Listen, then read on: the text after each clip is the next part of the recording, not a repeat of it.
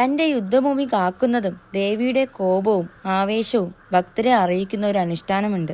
അതെ, നമ്മുടെ തെക്കൻ കേരളത്തിൽ, പ്രത്യേകിച്ച് തിരുവനന്തപുരം ജില്ലയിലെ പ്രശസ്തമായ ഭദ്രകാളി ക്ഷേത്രങ്ങളിൽ കാളിയൂട്ട് മഹോത്സവത്തിനനുബന്ധിച്ച് നടക്കുന്ന ഒരു പ്രധാന ചടങ്ങാണ് കളങ്കാവൽ. ഇന്ന് നമ്മൾ കാണാൻ പോകുന്നത് പള്ളിച്ചൽ ചിറ്റിക്കോട് ശ്രീ ഭദ്രകാളി ദേവി ക്ഷേത്രത്തിലെ കളങ്കാവലാണ്.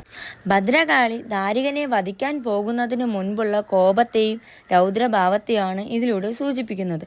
ഭദ്രകാളിയുടെ ഭാവം ഇതിൽ പ്രധാനമാണ്. കളങ്കാവൽ വേളയിൽ കാളി കോപിഷ്ഠയായും പിന്നീട് ശാന്തയായും മാറുന്നതും കാണാം. മുടിപ്പുരകളിലെ, അതായത് തിരുവനന്തപുരത്ത് ഭദ്രകാളി ക്ഷേത്രങ്ങളെ മുടിപ്പുര എന്നാണ് പറയുന്നത്. അവിടെ പൂജാരിമാരെ വാദികൾ എന്നാണ് അറിയപ്പെടുന്നത്. കാളിയോട്ടത്തിൽ ഇവർ ഒരു പ്രധാന പങ്ക് വഹിക്കുന്നുണ്ട്.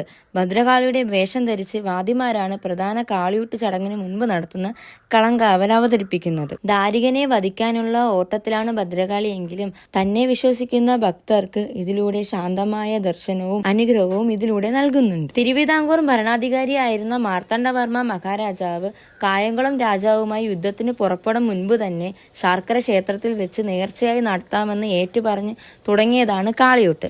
ആ യുദ്ധത്തിൽ ജയിച്ച് കായംകുളം കൂടി തിരുവിതാംകൂറിനോട് ചേർന്നതിന് ശേഷം വർഷാവർഷം നടത്തി വരുന്ന ഒരു ഉത്സവമാണ് കാളിയൂട്ട് മഹോത്സവം എന്ന് അറിയപ്പെടുന്നത്. അപ്പോൾ ഇനിയും നിങ്ങൾക്ക് കളങ്കാവൽ, കാളിയൂട്ട് മഹോത്സവം, പറണേറ്റ്, നിലത്തിപ്പോര് അങ്ങനെ എന്തെങ്കിലുമൊക്കെ അറിയണമെന്നുണ്ടെങ്കിൽ കമൻ്റ് ഇട്ടാൽ മതി. ഞാൻ ബാക്കി ഡീറ്റെയിൽസ് വീഡിയോ ആയിട്ട് ഇനിയും വരാം.